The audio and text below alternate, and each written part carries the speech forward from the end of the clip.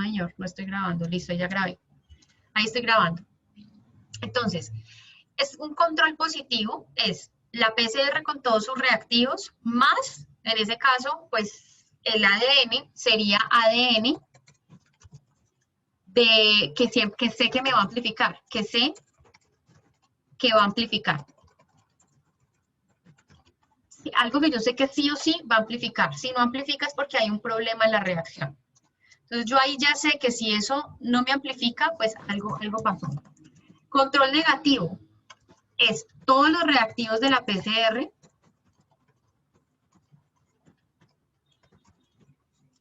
sin ADN molde. ¿Listo? ¿Bien hasta ahí?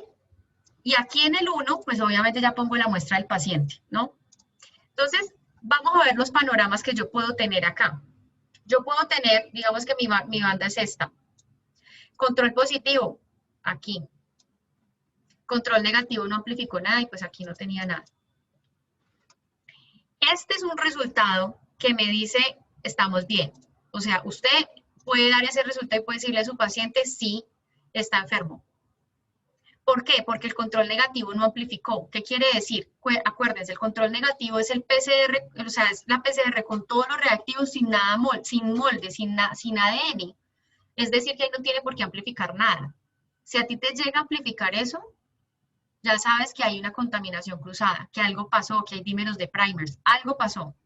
Por lo tanto, si aquí amplifica este control negativo, estamos mal.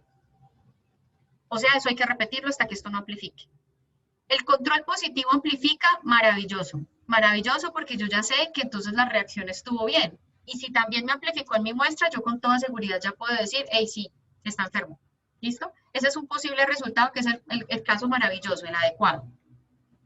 El mejor panorama. Vamos con el panorama que podríamos tener acá.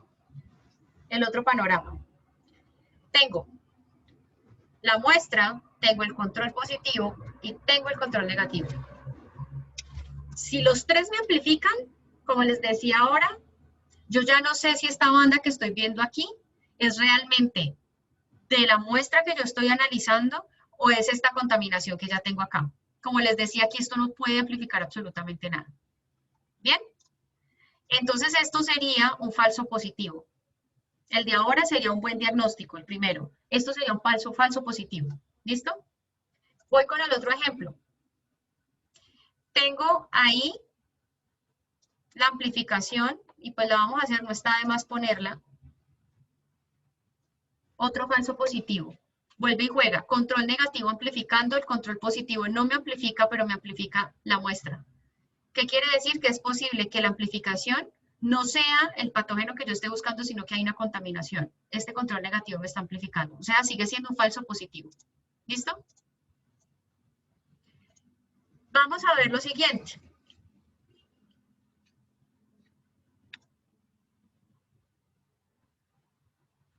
Me amplifica el control positivo solamente. No me amplifica ni el negativo ni este. ¿Cuál sería el diagnóstico ahí? Negativo.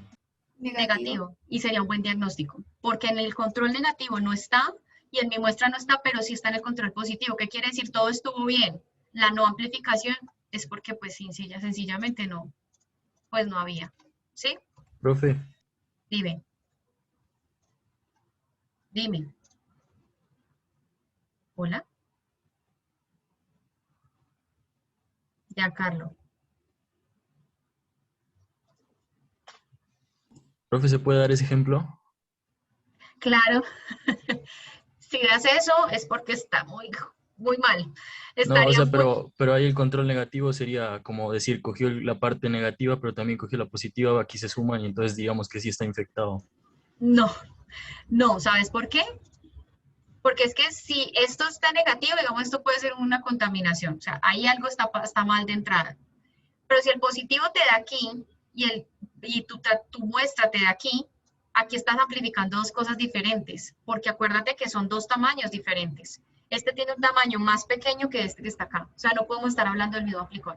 Ah, sí, sí, sí, profe, ¿Sí sí, ya es? entendí. Entonces, por lo tanto, ahí no puedo. O sea, no me serviría. ¿Listo? Listo, profe. Por eso es importante el marcador de peso molecular, porque es lo único que yo tengo para poder saber si las dos bandas son lo mismo, porque yo al ojo no puedo saber eso. Solo lo puedo hacer con un marcador de peso molecular. ¿Sí? ¿Qué otra opción tengo aquí? Entonces, yo podría tener que el control positivo no me amplifique, que el control negativo me amplifique. Este creo que ya lo hicimos, o no lo hemos hecho. Sí, este ya lo hicimos. Entonces, esos son los diferentes casos, digamos, de falsos positivos que yo puedo tener y que fácilmente yo puedo descartar y yo puedo decir simplemente si la muestra está bien o no, con un control positivo y un control negativo. Siempre que ustedes monten una reacción de biología para hacer diagnóstico molecular, tienen que poner un control positivo y un control negativo, sí o sí. Muchas veces también se utilizan controles dentro de la misma reacción, es decir, que cuando yo amplifico eso, también me va a amplificar otra región. Eso me ayuda a yo saber, es un control positivo. Los controles positivos son fundamentales para yo poder saber que la reacción estuvo bien. Si a mí todo me funciona bien, si a mí me amplifica un positivo, quiere decir que yo no la embarré en la amplificación. Quiere decir que no la embarré en nada, ¿sí? Sino que simplemente, pues, no está el patógeno allí. Puede Profe, suceder, dime. bueno, dale, Cata creo que era, dale. Sí. Profe, ¿podrías volver a explicar la de cuando se marcan el 1 y en el control El 1 negativo? y este. Sí. Listo, entonces, Ajá. partamos de la definición de qué es un control negativo, que es, digamos, el vial con todos los reactivos de la PCR, o sea, con la TAC, con el buffer, con el magnesio, con los DNTPs, el agua, el ATAC, buffer, magnesio, DNTPs, agua, los primers, ¿sí? Pero sin ADN. No hay ADN. Por lo tanto, tengo todo esto y esto no tiene por qué amplificar. ¿Listo? Entonces, partiendo de la base de eso, de lo que es un control negativo, el control negativo nunca en una reacción me puede amplificar, nunca. Si me amplifica es porque hay dímeros de primers o porque hay contaminación cruzada, hay algún amplicón por ahí mal parqueado y eso puede suceder. ¿Listo? Entonces, partiendo de esa base, dime. Profe, es que, o sea, pues yo, o sea, esa parte no la entiendo. Dale, entonces déjame terminar de explicarla. Sí, pero porque yo creería de que sí debería haber ADN molde, pero que debería ser ADN que no está, que sabemos que no está infectado por, digamos, el virus o algo así. En esta muestra del control negativo, La bacteria, sí. no. No puedes poner absolutamente nada, porque si no, si tú pones algún ADN, corres el riesgo de que se pueda amplificar. Y no puedes estar seguro de eso. O sea, prácticamente... Pero sí es específico. Vamos a sacar una parte específica. Entonces el ADN, la parte negativa no se debería amplificar. Estoy de acuerdo contigo, entiendo el punto, pero ten presente que un primer tiene más o menos máximo 18 nucleótidos que se pueden pegar a una región que supuestamente es específica. Pero acuérdense que nosotros estamos hablando de 4 letras en diferentes combinaciones que posiblemente estos primers, si no están bien diseñados, se podrían pegar a cualquier ADN, ¿sí? Que no necesariamente tienen que ser específicos. Yo parto de la base que son específicos, asumo que son específicos, me cuido y hago todo un análisis, un diseño bien hecho de primers como ustedes lo hicieron para este ejercicio y yo digo, listo, son específicos, pero eso no me garantiza que realmente lo sean. Entonces, ¿yo qué es lo que tengo que hacer? Montar el control donde no haya ADN molde, porque es que ahí no tiene por qué amplificar nada. Y han habido casos, y eso es un caso muy normal en el laboratorio, donde tú no pones nada y te amplifica el control negativo, y sobre todo en diagnóstico molecular. Amplifica muchas veces, eso es un problema muy normal en un laboratorio de biología molecular y en diagnóstico. Nosotros ahora estamos trabajando con SARS-CoV-2, estamos implementando una PCR-LAM para poder detectar SARS en 1 hora y hemos tenido problemas de contaminación. Toca hacerlo todo separadito para que no haya contaminación. El control negativo está amplificando que no tiene el ADN molde, ¿sí te fijas? Entonces, ahí, de alguna manera, cuando tú pones un control negativo sin ADN, sin ningún tipo de ADN, tú lo que estás es validando que tus reactivos, todos los reactivos que tú usas en la PCR, estén bien, no estén contaminados, que no hayan dímeros de primers. Por ejemplo, uno de los problemas que hemos tenido grandísimos con esta PCR que estamos haciendo es muchos dímeros de primers. Entonces, eso, ¿dónde lo puedo ver? Cuando tengo un control negativo sin nada de ADN, donde solamente están interactuando los primers. ¿Sí ves? Por eso funciona como control negativo. Sí, ¿Sí? profe, estuvo bien claro. Listo, listo. Profe, Dime. la muestra ADN para el control positivo, ¿de dónde sale? De cualquier, por ejemplo, una muestra, lo que estamos haciendo nosotros ahora es la Fundación Valle del Lili nos da muestras de pacientes que ya ellos han cuantificado como positivos y ya sabemos entonces que siempre van a dar, ¿sí? Que ya son muestras Vale. que seguramente ya está, que ya sabemos que están mal.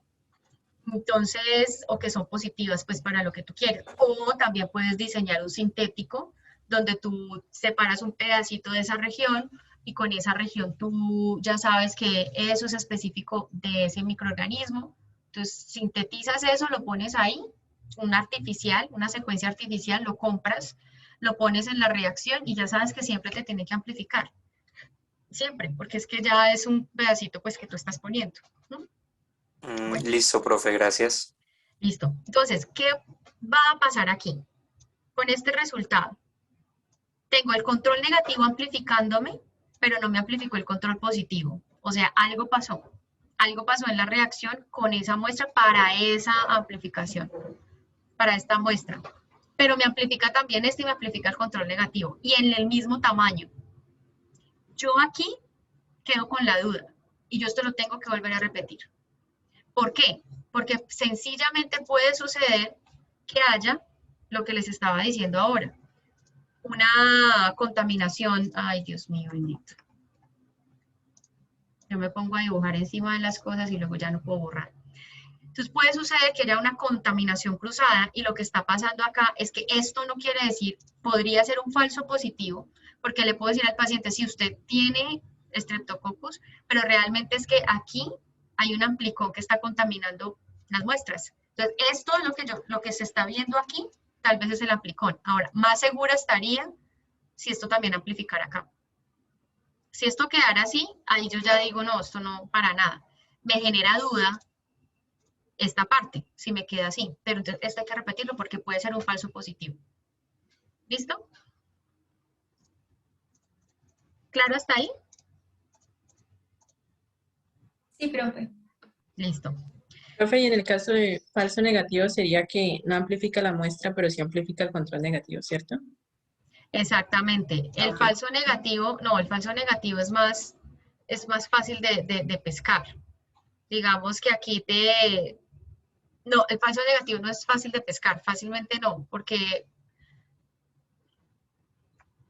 prácticamente yo puedo tener algo como esto. Esperen, yo me pienso un falso negativo.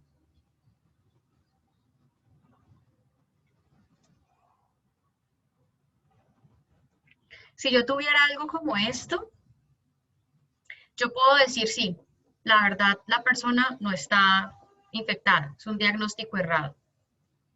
Pero aquí, sinceramente, yo no tengo cómo validar eso. El falso negativo no tengo cómo validarlo. Porque en este caso, aquí me está diciendo hay amplificación del control positivo, o sea que la reacción estuvo bien. Aquí, ¿qué puedo pensar yo? Yo podría volverlo a repetir, pero revisar la muestra que yo tomé y el tratamiento de esa muestra. ¿Qué otra cosa podría yo revisar aquí? La calidad del ADN con la que trabajé, de esa muestra específica, como para verificar que de verdad no estaba, realmente es así el resultado. ¿Qué otra cosa puede ocurrir que yo tenga este resultado? Sí, o sea, que no tenga nada, ni positivo, ni negativo, ni el que me corresponde. Si esto pasa, es muchísimo más claro para mí poder decir, realmente esto toca repetirlo y está mal, porque es que ni siquiera el positivo amplificó. Si el positivo no amplificó, es porque algo va mal. Algo está pasando ahí, algo pasó en la PCR, algo pasó con la muestra, algo pasó. Esto es más claro, pues es más fácil detectarlo como un falso positivo, como un falso negativo, perdón. ¿Me hago entender? Sí, señora. Listo, Kevin. Profe, si solo amplifica, por ejemplo, el 1, ese sería un falso positivo, ¿cierto? Porque no amplificaría el control positivo. Si no, si amplifica solo el 1, pues yo tendría que esperar a ver, porque tendría que mirar qué tamaño es. O sea, si me amplifica solo este, yo ya quedo con la duda porque este también debe haber amplificado. O sea, ahí ya yo tendría que repetir hasta que ese control positivo amplifique. Pero yo me podría ir más tranquila diciendo como, si solo amplifica este, yo podría decir, bueno, solo, y me amplifica en el tamaño que debe ser, que yo estoy esperando, yo podría decir, bueno, sí, está bien, algo pasó solamente con esto. Lo repetiría, pero me iría más tranquila. ¿Sí me entiendes? Sí, o sea, sería en parte cierto, pero para constatar hay que repetirlo. Claro, porque algo pasó con este positivo que debió haber amplificado también. Si esto me amplifica en el tamaño que yo estoy esperando. Si me da positivo, listo, yo repito solo como por verificar. Pero si no, no.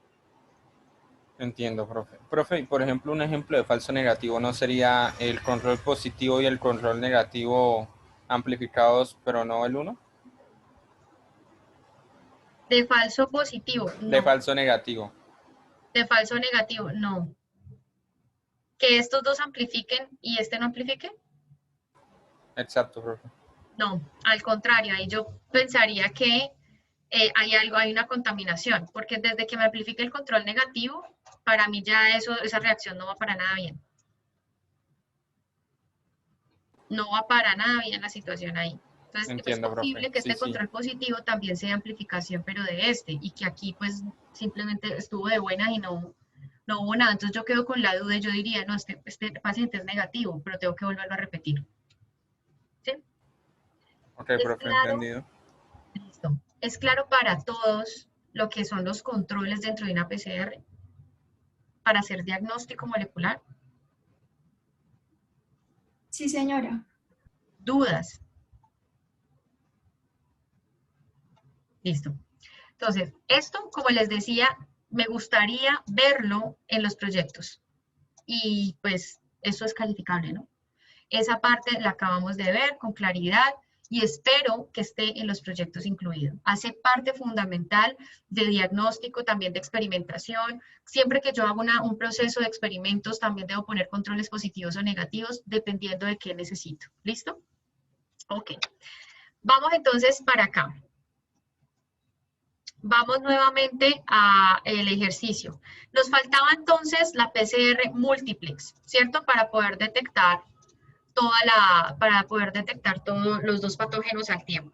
Entonces, digamos que con hepatitis C ya nos dimos como una idea. Muchísimas gracias por el flujo de trabajo, estaba bien elaborado, muy bien elaborado. Y nos dieron también como espacio para poder complementar esta parte que está relacionada con Catalina Navarro, que está relacionada con el diseño ya de una PCR en sí, para hacer diagnóstico, para hacer experimentos. Kevin, tú tienes la manito levantada, ¿quieres preguntar algo? Listo. No, Bien, profe. bueno, súper. No. Vamos entonces con la otra.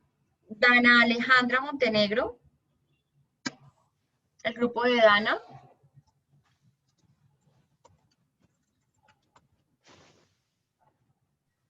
Hola, Dana. ¿Quiénes trabajaron con Dana? Dana tiene problemas de micrófono. Yo, Estefanía Quimbayo y Elisa Sos. Elisa Asos y Quimbayo. ¿Qué pasó con Dana? Listo, Dana tiene problemas de micrófono. Aquí me está escribiendo por el chat. Bien, compartamos entonces la tercera parte del taller, muchachos. Por favor. ¿Sería el otro flujograma o ya el El siguiente flujo punto? para PCR múltiples. Nosotros hicimos un solo flujograma, profesora. ¿Cómo? Hicimos un solo flujograma. Dale, No, entonces, muéstralo no entonces. seguimos así. ya te muestro.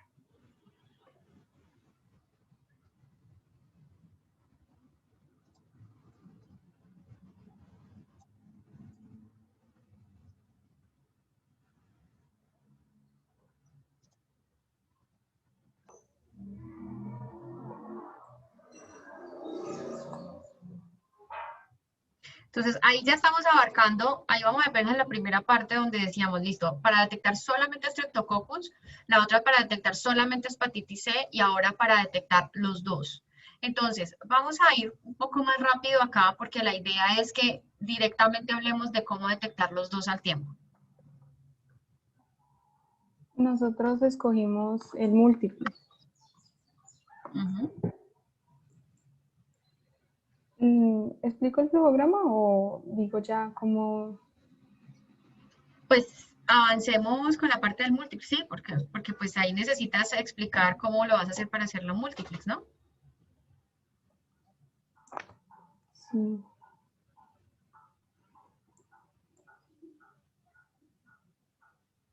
Bueno, pues el múltiple sería porque nos va a permitir pues la amplificación de más de un fragmento de ADN en una sola reacción de la PCR. Y en esta pues se tendría que usar más de un par de juegos de primer. Y esos primers, pues como habíamos dicho antes, deben diseñarse de forma pues adecuada.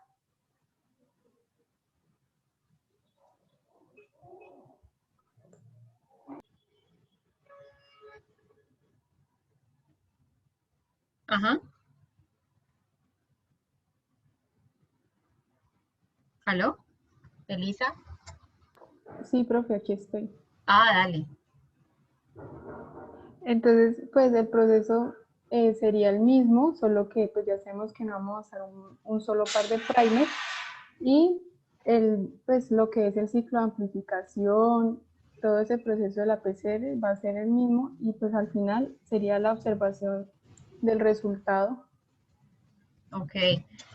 O sea, todo el proceso de amplificación para detectar en múltiplex sería igual. O sea, Streptococcus pneumoniae, virus de la hepatitis C sería igual. Sí, o sea, sería lo que vimos anteriormente, pues que para la hepatitis C tendríamos que hacer la retrotranscripción. Pero de resto lo que es el ciclo de amplificación, el inicio de la denaturalización, la repetición del proceso. Bueno, entonces ahí es importante para una próxima ocasión, sobre todo cuando estamos hablando de algo que se entrega para ser evaluado. En ese sentido es importante como retroalimentación decirles lo siguiente. Si hay 3 patógenos, digamos hay 2 patógenos y una opción de hacerle los patógenos en conjunto, digamos que cada patógeno tenía material genético diferente, y ahora cuando vamos a hacer, entonces habría que hacer un flujo para cada uno, porque el proceso no es el mismo, del todo no es el mismo. Si yo voy a hacer extracción de RNA, que es lo que faltó para la hepatitis C, yo no puedo hacer el mismo proceso de extracción que hago para ADN. Primero eso. Segundo, no podemos aquí esquematizar este mismo proceso para la hepatitis C cuando voy a hacer la transcripción reversa, porque pues es que no es el mismo proceso, porque tengo que hacer transcripción reversa y luego tengo que hacer PCR. Entonces, no es muy conveniente que ustedes hagan un solo flujo para todos los 3 procesos, porque ustedes mismos no van a quedar con el proceso claro. Y el objetivo es que logren tener el proceso claro. Aquí no es claro ese proceso. ¿Listo? Entonces es importante que ustedes puedan como manejarlo más detallado para que puedan después asociar mejor los conceptos que tienen. ¿Listo? Listo.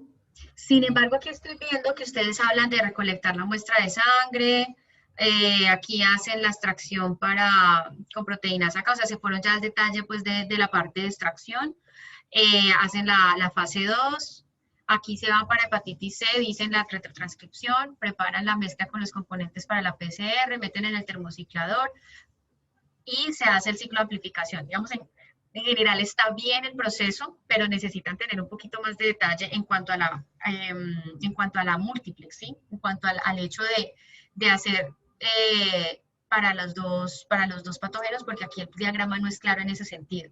¿Sí me hago entender? Sí, señora. pero el proceso está bien, o sea, tienen una idea del proceso que está bien en ese sentido. Bien, quisiera ver de pronto un proceso más específico. ¿Alguien me puede compartir un proceso un poquito más específico que complemente un poco más el detalle que nos estaban compartiendo ahorita, que no está mal, pero sí quisiera algo un poquito más detallado? ¿Alguien nos podría compartir?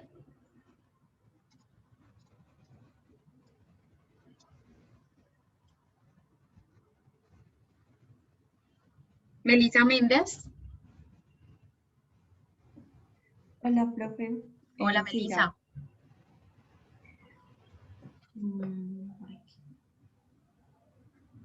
¿Ahí están viendo? Sí, ahí estamos viendo. Bueno, pues ¿Con quién entonces, trabajaste, Melissa? con Anderson Romero y Marisol Pozo. Bueno, eso tampoco está, digamos que muy específico. Listo, pero entonces lo vamos a ir especificando Ajá. juntos. Y ya con la retroalimentación que le hice a los compañeros, yo creo que ustedes también pueden ayudar a retroalimentar, incluso incluidas las compañeras también ahorita pueden retroalimentar. Acuérdense que esto es un proceso de retroalimentación conjunta, entonces hagámosle ahí.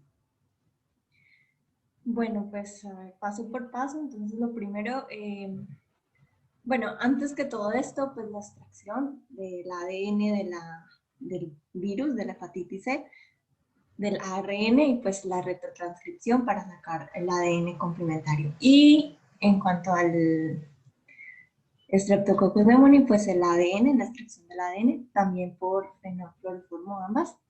Y pues luego ya sí vendríamos con la PCR, que pues agregar los reactivos, ambos reactivos, en la sustancia buffer, con los cebadores, y los desoxirribonucleótidos, el magnesio, bueno, pues todos los elementos que ya conocemos. Como segundo paso, pues la desnaturalización a 95 grados por 30 segundos. El otro paso, pues la alineación o anillado, la extensión o elongación. Y bueno, aquí pues se repite el proceso y pues nosotros pues le pusimos PCR anidada porque lo volveríamos a hacer, pero ya con primers anidados. Entonces es el mismo proceso, pero con los primers anidados. Y Ok. pues ya después la visualización del producto, pues refrigerado y luego visualizado por la electroforesis. O sea, sería multiplex anidado. Sí, sí, señora. O sea, hay que hacer, eso se podría hacer, pero hay que hacer un juego de primers muy específico y muy bien pensado para que se puedan trabajar bien, que no hayan dímeros de primers, que no generen problemas allí para la identificación. ¿Ok? Listo. Sí, Ok, cuando hablamos, listo. Entonces, cuando hablamos de esa PCR multiplex, nosotros podemos hablar de que sí, podríamos detectar Streptococcus y podríamos detectar hepatitis C haciendo la retrotranscripción del virus de la hepatitis C para luego hacer la amplificación con primers específicos para cada tipo de patógeno, siempre y cuando, digamos, las regiones que vayamos a trabajar tengan tamaños diferentes primero y segundo, pues que yo los pueda visualizar fácilmente en una PCR normal, que es lo que va a ir trabajando ahí directamente, ¿no? Trabajaríamos una PCR de punto final. ¿Es claro para todos? Sí, Listo. Ok, avancemos entonces. Muchísimas gracias. Listo. Súper. Vamos entonces a mirar qué técnica de PCR emplearía, que ese es como el segundo punto de esta pregunta, específicamente en cada paso. Creo que ya queda claro que si es, pues, qué tipo de PCR se estaría utilizando. Ya lo hablamos ahí. Si se requiere hacer la cuantificación del virus en una muestra, ¿qué técnica usaría? Ya lo hablamos también. Si nosotros queremos hacer amplificación, digamos, o cuantificación del virus, pues ya ustedes lo dijeron, sería hacer una PCR en tiempo real y ya ustedes determinarían de qué manera hacen la cuantificación. Es decir, pues si hacen con Tagman, se hacen la amplificación con Tagman o hacen la amplificación con Cybergrim. Y en ese mismo sentido, si yo necesito determinar el número de partículas virales, pues ¿con qué tipo de cuantificación se iría? Esa es una pregunta. Si necesito saber el número de partículas virales, ¿con qué cuantificación haría? Absoluta, profe. Absoluta. Perfecto, absoluta. ¿Listo? Sí, profe. ¿Para todos eso es claro? Muy bien. Entonces, vamos a pasar a la segunda pregunta, o al segundo caso que tenemos acá, que este va a ser un poco más rápido, más sencillo de entender. Y aquí para este quisiera escuchar a Paula Urbano. Hola, profe. Hola, Paula. Tú tienes problemas de conexión, ¿cierto? Sí, profe.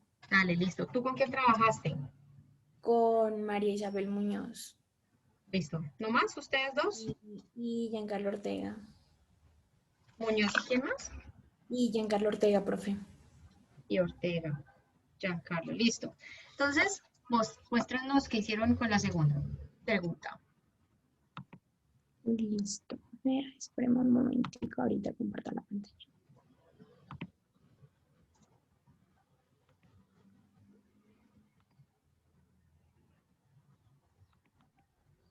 ¿Allí ya se mira? Sí. Listo. Vamos a ver.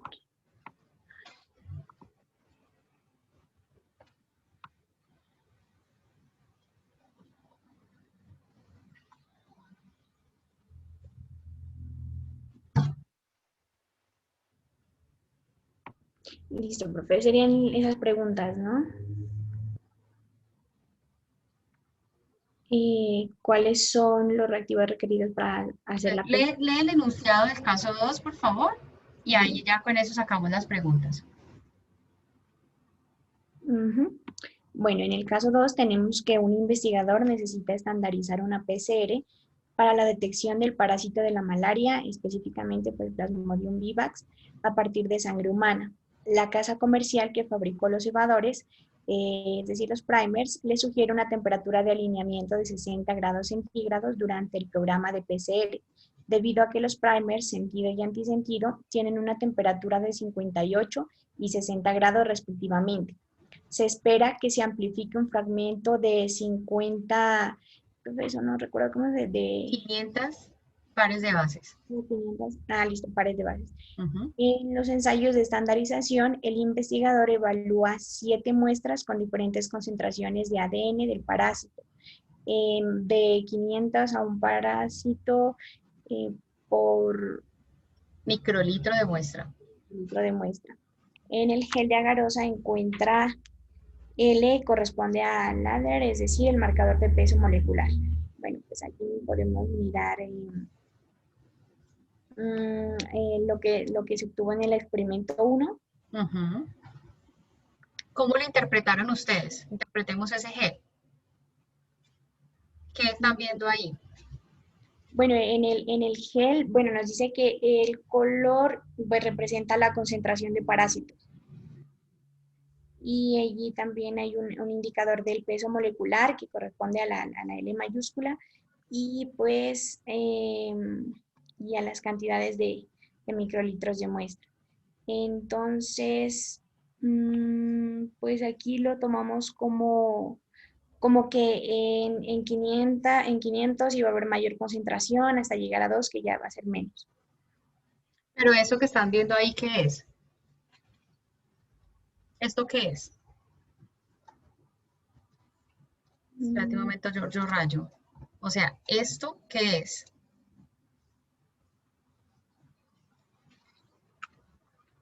Pues la concentración de parásitos, profe. Dame un momento. Bueno. Aló, buenas tardes. Ok. Sería la concentración de parásitos, pero ¿qué molécula que estás viendo aquí? ADN. ADN. Ok. ADN proveniente de ¿cuántos parásitos? De 1. No, de 500. Ok. De 500. ¿Esto es qué? ¿Esto que está acá qué es? ¿Dónde, profe? El peso molecular. Listo, ese es el marcador. ¿Qué más podemos ver ahí? Listo, entonces vemos ADN. Acá estos, ¿qué nos está indicando la intensidad de la banda? La concentración de parásitos, profe, o me estoy equivocando. Compañeros. Profe, pues nosotros cuando lo interpretamos, habíamos dicho, pues pensamos la intensidad de la banda nos representa como la cantidad de parásitos presentes en la muestra. ¿De parásitos? O sea, ¿ustedes aquí están viendo parásitos? Pues la cantidad del ADN del parásito. Ok. Más o menos así. Ok, entonces la intensidad me muestra qué tanto ADN obtengo de ese número de parásitos. ¿Listo? Aquí, si yo tengo 2, pues tengo menos cantidad de ADN. El tamaño de esto me lo está dando la corrida de él, o sea, qué tanto avanza. Entonces me está diciendo aquí cuál es el peso molecular de esa banda. ¿De cuál, profe? ¿De cuál, profe? Perdón, de esto. ¿Cuál es el peso molecular de esas bandas? 500 por allí. 500 pares de bases, ¿sí? Listo, muy bien. Ok, pasemos a la otra parte, rápidamente. Bueno, luego tenemos que al laboratorio llega un estudiante y realiza el mismo experimento con las mismas muestras y obtiene los siguientes resultados. Y pues ya acá, que es totalmente diferente ese resultado. ¿Difiere en qué? ¿En qué difiere? En el indicador de peso molecular también, profe, de ellos, porque ya van a tener peso molecular, según lo que se mira. ¿Tienen qué? Menor peso molecular. Menor. ¿Qué peso tienen esas bandas? Como 300. Muy bien, estás interpretando muy bien el gel, me gusta mucho eso. Entonces son 300 pares de bases más o menos, o sea, diferente a lo que estábamos viendo arriba que eran 500 pares de bases, ¿cierto? Muy bien, entonces avancemos. Listo, bueno, ahora consideramos los experimentos 1 y 2 y nos dice, la primera pregunta es, ¿cuáles son los reactivos requeridos para hacer la PCR para el diagnóstico de malaria?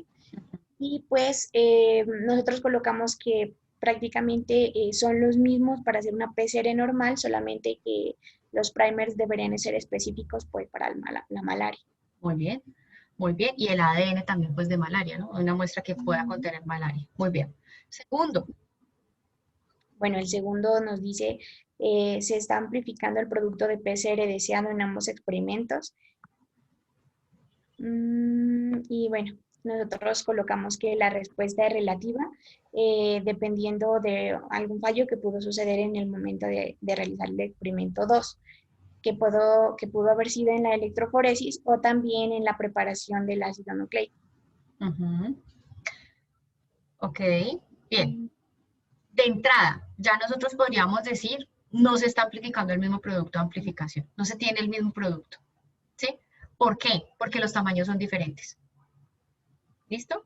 Entonces, ya de entrada nosotros podemos decir, eso está raro, algo está pasando ahí, es probable que haya utilizado unos primers diferentes, es probable que algo esté pasando, que haya que sea inespecífico lo que se está amplificando ahí, porque son tamaños diferentes, no es el mismo producto. No es de 500 pares de bases, abajo estamos sacando un producto de 300 pares de bases, no es lo mismo. ¿Listo? Sin embargo, es válido esas explicaciones que ustedes hacen porque los invitaron, o sea, a reflexionar un poco más allá y nos dicen, bueno, puede ser un proceso de la electroforesis que el producto pues no esté corriendo igual, pero si ustedes se fijan, el marcador de peso molecular se está corriendo igual, a no ser de que se haya usado un marcador de peso molecular diferente de pronto, pero igual debería marcar el mismo tamaño, ¿sí? Entonces ahí no podría ser. Si el problema es la preparación del ácido nucleico, y aquí ustedes lo están diciendo, el producto sí sería diferente, pues lo analizado en la electroforesis no sería el mismo de ambos experimentos. Yo me iría más por esa segunda opción que ustedes plantean, y está muy bien. Fíjense que ustedes dan dos opciones que están, pues lógicamente, son lógicas y se pueden asociar allí de una forma adecuada. Entonces está bien. Pasemos al tercer punto. Bueno. El tercer punto dice, ¿cómo explicaría usted el resultado del experimento número 2? ¿Qué estaría fallando? Y pues prácticamente también lo tomamos desde esos dos puntos, desde la electroforesis y la PCR en sí, como la preparación del ácido nucleico. Bueno, pues en este experimento podemos ver que la migración de las bandas es distinta, ¿no? Por allí también lo del peso molecular, que estas no contienen la misma cantidad de ADN, pues, y esto se puede explicar por las siguientes razones. Que el ADN que se cargó en el gel se había degradado durante el proceso de PCR, de pronto porque había muchas sales o estaba contaminado con proteínas o restos celulares, y esto pues hizo que al hacer el proceso de electroforesis no se obtuvieran los mismos resultados. También pudo ser un error en el momento de montar las muestras de ADN en el gel, se cargó demasiada o insuficiente cantidad de ADN, que pues da un resultado anómalo, como la migración de las bandas o de pronto borrosas o eso. Otra opción es que las condiciones de electroforesis empleadas no fueron las apropiadas, lo que pudo ocasionar una desnaturalización de las muestras de ADN del gel, y esto se refleja en una migración anómala de las bandas. Bueno, realmente los errores asociados ya al gel directamente no sería tanto, ¿bien? ¿Por qué? Porque ya cuando ya nosotros montamos eso en el gel, por eso tenemos el marcador de peso molecular, que es nuestro mejor indicador de si la vaina está corriendo bien o no. Entonces, si yo tengo un error en el gel, simplemente mi marcador de peso molecular no se extiende, no lo puedo ver con claridad. Ese, digamos, es mi control positivo en un gel. ¿Listo? Entonces, si yo veo que pongo el marcador de peso y todas las bandas quedan ahí amontonadas en la parte superior, quiere decir que eso nunca se separó, quiere decir que algo pasó con la amplificación, con las electroforesis. Entonces, realmente el problema aquí no está asociado en ninguno de los casos con el gel. ¿Con qué podría estar asociado? Que hayan utilizado unos primers que no son los adecuados, que hayan cambiado la temperatura de anillamiento y que de pronto ahí pues se puede asociar con una inespecificidad de amplificación. ¿Me hago entender? Listo, sí, profe. Estaría como más por ese lado. Listo, que viene la cuarta pregunta. Se observa en donde estamos hablando de las bandas inespecíficas. Bueno, en la cuarta pregunta dice que en el experimento se observa la presencia de bandas inespecíficas. ¿Qué podría explicar dicho hallazgo? Y pues lo podemos explicar, bueno, nosotros lo interpretamos de dos formas. Pues puede ser un problema en la preparación de la PCR, pues la cantidad y o concentración de ADN en la muestra cargada al gel pudo ser insuficiente, no porque se haya pues colocado poca cantidad, sino porque la aplicada al gel contenía poco ADN y por consiguiente las bandas obtenidas serán débiles e inespecíficas. Y otro sería problemas también en la electroforesis, pues pudo suceder que los elementos utilizados para realizarla, como el gel, el buffer, la corriente eléctrica, no fueron los adecuados o se aplicaron de la manera o no se aplicaron de la manera correcta. Y pues eso dañaría notablemente la calidad de la muestra obtenida y allí lo de las bandas inespecíficas. Ok. O sea, volvemos aquí al punto de que o sería también, más... profe, podemos colocarlo. Dime, ¿podemos colocarlo cómo? Profe, si es que tengo un poquito inestable la conexión, le decía que también podemos tomarlo desde el punto de que no se utilizaron los primers adecuados o también la temperatura varió. Es más eso. Entonces, en este punto, cuando hablamos de esas bandas inespecíficas, si se corriera esa misma PCR a la temperatura que debe ser, o subimos la temperatura, vamos a ver que las bandas inespecíficas desaparecen y es posible que esa banda grande de 200 pues ya no esté y podamos tener ya el amplicón que es el específico. ¿Por qué? Porque cuando yo subo la temperatura en una reacción, sobre todo de amplificación y de hibridación, cuando yo subo esa temperatura, aguanta, o sea, las uniones o los puentes de hidrógeno que se hacen, si son inespecíficos, al yo subir la temperatura, desaparecen. O sea, la temperatura rompe con lo que no es específico, pero sí deja, y lo que es específico y donde hay una buena unión ahí electrostática o un buen puente de hidrógeno allí, en esos puntos hay, al aumentar la temperatura, ellos aguantan esa temperatura. Entonces, lo que se hace cuando se sube la temperatura es quitar inespecificidad y es aumentar la especificidad de la amplificación. ¿Sí se fijan? Entonces, por eso el juego ahí ya está más asociado con temperatura, más que con el gel o con el ADN, con el tipo de ADN que se puso, ¿sí? En la muestra. ¿Bien hasta ahí? Muchas gracias. Listo. Paula y equipo, muchísimas gracias. Hicieron un muy buen trabajo. Creo que están haciendo una buena interpretación de los geles. Importante que pues eso lo sigan trabajando para que puedan aprovechar bien esa parte cuando hablemos ya de diagnóstico molecular un poco más fuerte. Muy bien, muchísimas gracias, Paula. Vamos a irnos a mirar ya la parte del diseño de primers, y eso lo vamos a ver más rápido, pues porque es un proceso mucho más sencillo. Y ahí entonces quiero escuchar a alguien.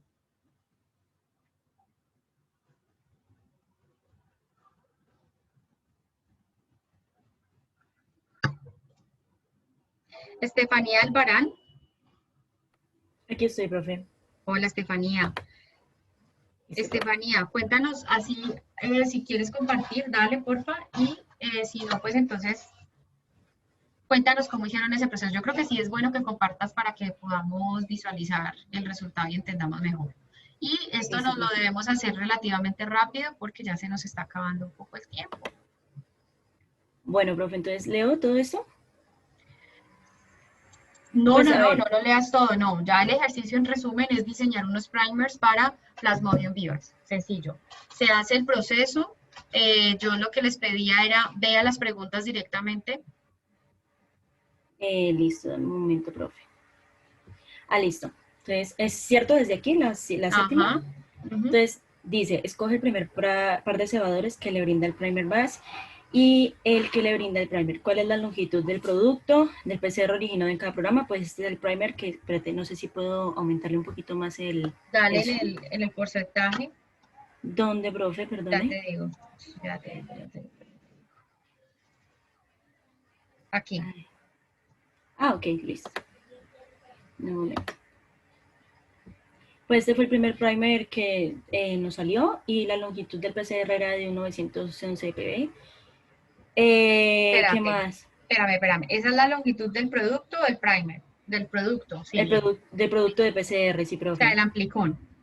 Ajá, primer par de cebadores, primer primer brass. Esto. Tenemos primer par de cebadores primer 3.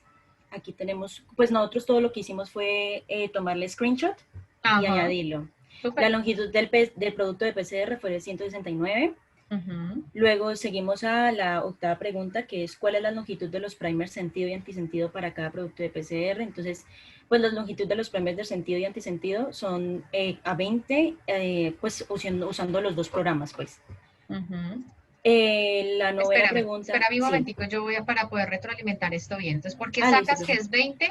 Porque acá te están diciendo, este es el tamaño, arriba, súbelo otra vez también. Listo, profe, de un momento. Ahí. Aquí, ¿no? Exactamente, longitud 20 y 20. Entonces ahí ya sabemos qué tamaño es. Listo, dale. Entonces serían como bien, ¿cierto? 30, 25 pares de bases está como correcto. Sí, no, está perfecto, está bien. Listo. Dale, Estefanía. Bueno, entonces, a ver, la novena pregunta es, ¿están los cebadores primers incluidos dentro de la secuencia del producto de amplificación? Entonces dijimos que sí, pues hacen parte de la secuencia del producto porque estos pues se unen a las cadenas de ADN y a partir de la TAC polimerasa puede hacer el proceso de extensión. El primer se mantiene unido entonces al producto amplificado, profe. ¿Qué más? Bueno, décima pregunta. ¿Cómo pueden restringir la búsqueda de primers con características óptimas o deseadas en ambos programas? Pues en el primer blast, perdón, tomamos estos puntos. La primera se puede ajustar la temperatura de fusión para cada primer y la diferencia máxima que hay entre ellas, ¿no? Se puede ingresar primers creados por la persona también. También hay una sección que permite pues limitar la cantidad de los desajustes que puede tener el primer. Se puede limitar la longitud del amplicón y se puede establecer el rango de longitud del intrón. Esto es en Primer Blast. Y ya en Primer 3, profe, ¿se dice Primer 3 o Primer 3? No, Primer 3. Bueno, en este ya permite pues determinar el tamaño del primer. También se puede ajustar los valores de la TM. Se puede ajustar el porcentaje de guanina y citosina, especificar los objetivos que se desean para la síntesis del primer. especificar las regiones que deben ser excluidas para la síntesis del primer, ajustar las alineaciones termodinámicas de estructuras secundarias antiguas, de plantillas termodinámicas y de plantillas antiguas, y se puede determinar el espaciado de secuenciación. Entonces, pues este ya sería el final. Esto es más que todo como hablando de lo que nos permite hacer el programa como tal. Ok, muy bien. ¿Qué dudas quedan con relación a esta parte de Primer Blast? O sea, o de diseño de primers. O sea, se dieron cuenta que ahí básicamente los software, ustedes bajan la información del NCBI, de ese repositorio, lo pueden subir fácilmente a Blast, y en Blast o en Primer Blast o en Primer 3 ustedes pueden hacer fácilmente el diseño del primer, y ya lo que uno hace es verificar esas uniones termodinámicas. Ahí creo que hubo algunas preguntas, faltó una preguntita de responder una pregunta sobre cuáles primers elegir, cuáles elegirían, ¿no?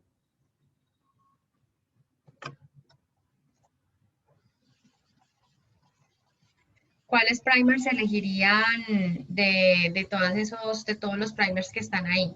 No, no está incluido en esta parte, listo. Entonces, sí, no, está bien. Entonces, pues cuando uno va a elegir los primers, ya uno empieza a mirar las diferencias termodinámicas en los extremos, mirar la parte termodinámica para uno poder saber si hay dímeros de primers, si no los hay, ¿sí? Y ya, y con eso ya uno puede seleccionar unos juegos diferentes y va y los prueba en el laboratorio. ¿Cómo? Con una PCR, sencillo, como ya lo hemos venido trabajando hasta ahora. Chicos, dudas, comentarios. Estefanía, muchísimas gracias. Profe, Listo, profe. Los primers que uno diseña en la aplicación puede mandarlo a pedir. ¿Cómo? Los primers que uno diseña en la aplicación, en esos programas puede mandarlos como a pedir. Claro, pues para eso los hace uno, digamos, uno los diseña y los compra. Ah, y son caros. Pues más o menos, ¿no? No es tampoco tan costoso. Pues depende a dónde los pidas, todo depende de la casa comercial. Obviamente aquí en Colombia pues no venden primers sintetizados, entonces pues toca traerlos. Normalmente nosotros en la universidad los compramos en Macrogene en Corea, pero eso en 15 días ya está aquí. Y son más o menos 37.000 pesos, bueno, depende del tamaño del primer. Eso lo cobran por base, por nucleótido del primer. Entonces depende. Y lo que es más costoso tal vez es como la entrada o la traída, el ingreso de esos primers al país. Entonces generalmente lo que nosotros hacemos es juntar un número de primers que se hayan diseñado para poder traer un buen número de primers y para pagar un solo envío, que eso de pronto es lo que más encarece. Pero el resto se puede pedir fácilmente. Listo, profe. Gracias. Listo. ¿Qué otras dudas hay, muchachos? Con respecto a eso que preguntó Silvio, es que pues, se me cortó ahorita y yo tenía la duda pues haciendo el taller con los muchachos que estamos hablando de pedirlos, pues digamos, listo, usted lo pide y se lo mandan. ¿Cómo sabe usted para saber que pues sí le llegó el primer? O sea, que eso sí viene ahí. Ah, porque a ti te llega, eso viene súper marcado, ¿no? Tú lo mandas y tú lo mandas con un nombre específico, un nombre que tú lo puedas identificar, y tú, pues previamente, y ahí en el frasquito, que es un vial muy chiquito, tiene la secuencia del primer. Entonces tiene marcado con el nombre y viene la secuencia. Entonces tú obviamente lo que haces es verificar esa secuencia con lo que tú pediste. Y adicionalmente, pues eso es un frasquito muy chiquito donde ese primer viene liofilizado, o sea, viene como vuelto polvito, tú no lo puedes ver. Por eso es que yo les digo que la biología molecular, esto es un acto de fe y de mucho concepto detrás, porque tú pues y te vas al laboratorio a mezclar aguas, tú no tienes certeza de nada de lo que estás mezclando, solo hasta que tienes esos controles que la amplificación, el gel, o sea, eso es la única manera, y si tú no sabes interpretar eso, pues te pierdes. Entonces, en los primers normalmente vienen en un polvito, vienen liofilizados, vienen en polvito, que no se puede ver, vienen pegados al tubo, entonces uno los tiene que diluir, uno les echa agüita destilada o buffer, bueno, depende de cómo los diluyas, y ya ahí tú ya sabes en qué concentración te quedan, haces unas soluciones de trabajo, y con esas son las que tú ya adicionas el microlitro, los 2 microlitros a tu reacción de PCR. ¿Cómo sabes que te funcionan? Pues haciendo la amplificación, ahí ya no hay nada más que hacer. Hacer la amplificación, montar esos controles positivos, negativos, y ya tú con eso y mirando en un gel el resultado, tú ya sabes si los primers te funcionaron, si no te funcionaron. qué debes ajustar en la reacción, pero todo es a punta de hacer reacción y hacer una electroforesis. Ah, listo, profe, gracias. Sí, porque nosotros nos imaginamos, o sea, pues, si es súper chiquito ver el amplificado, ¿cómo será ver el primer? Sí, no, no lo O sea, ves. es una cosa que usted no lo puede ver. No, Ya nada, es es hasta que agua. haga el experimento, sí, señor. Tal Ah, cual. gracias, profe. Listo, es agua. Y cuando hablo de diluirlo es 100 microlitros, o sea, muy poquito. 100 Sí, microlitros, sí, sí, máximo profe. 200, o sea, es una gota. Listo, ¿qué otras dudas hay? Muy bien. Entonces, pues si no hay más dudas, pues doy por terminada la sesión. Vamos a abrir nuestro espacio. Digamos que aquí ya cerramos la parte de flujo de información genética, muchachos, y las técnicas asociadas a esa parte del flujo de la información genética. Ya hemos hablado de replicación, traducción, transcripción, traducción, y hemos hablado de las diferentes técnicas asociadas, extracción, amplificación por PCR. Vamos a hablar ya la próxima clase sobre regulación de expresión de genes, que fue el tema que les dejé preparado para la clase, pues que les dije que fueran leyendo para el jueves, donde ya vamos a hablar es cómo se regula todo ese flujo de información. ¿Quién determina o cómo se determina que se replique el ADN? ¿Qué determina que se transcriba ese ADN y luego que se traduzca? ¿Y cómo son esos controles que hay allí? ¿Y qué tanta relevancia tiene eso en el momento ya de hablar de enfermedad y en el momento ya de hablar de cómo desarrollar una terapia o algo relacionado con esas regulaciones de expresión de genes? Y por otro lado, cómo entiendo la enfermedad en sí. ¿Listo? Es básicamente esa parte la que vamos a trabajar la próxima clase. Recuerden, parcial ya es la próxima semana, para que también aprovechemos la próxima clase si tienen dudas adicionales y terminemos también ahora, bueno, que ya aquí se nos va a acabar el espacio, pero que aprovechen entonces para ir sacando dudas y despejando dudas que puedan llegar a tener sobre el tema o los temas que hemos venido trabajando. ¿Listos? Bien. Listo, profe. Vale, Listo, profe. pues. Entonces les deseo un buen resto de tarde, que tengan muy buena tarde, buena noche y nos vemos el jueves entonces. Gracias. Feliz tarde, profe. Hasta luego. Gracias. Feliz Profe, tarde. igualmente.